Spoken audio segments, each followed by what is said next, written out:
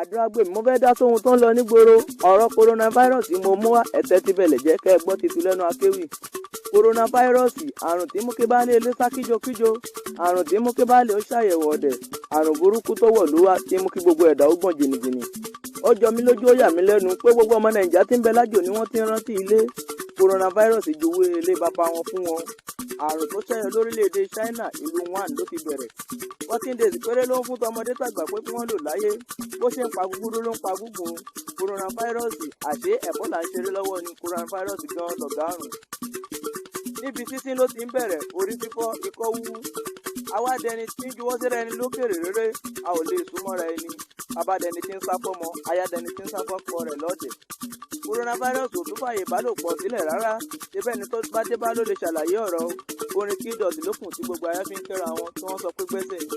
ìṣèjúmọ́lé tí ń bẹ lóde yìí ju ìṣẹ́mọ̀ ti àwọn olóró lọ. wọ́n ní ká ti ilé ẹ̀kọ́ ká ti báǹkì ká ti ilé ìtajà gbogbo ogun wọ́wọ́ lọ àbí ọ̀wọ́ lókìlẹ̀ fẹ́ kára ilé jẹ ká tó sára oko.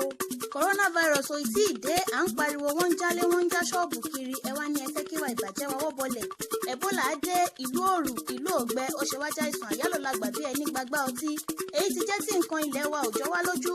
mo ní kí ni àwọn olórí wa ń wá fòròfẹ́rẹ́ tí wọ́n fi ń kárùn kòrónà wálé. gbogbo wa la mọ̀ pé ìsúnmọ́ni là ń mọ̀ ṣe ẹni àrùn áfíríkà ojú kúrú náà làkó ègbé sangun ànùsáré ìgbà tí olóyìn mágùn olómi mágùn ọlọ́gẹ̀dẹ̀ lọ èyí ti wájẹ́ tẹ́ ìṣojú kòkòrò tẹ́ kárùn alárùn wálé tẹ́ wá sọ́dọ̀ òmọ́tẹ́rù tọmọ lọ́wọ́ ẹ dá COVID-19 padà síbi tó ti wá kẹ́ ẹ má sọ ìlú.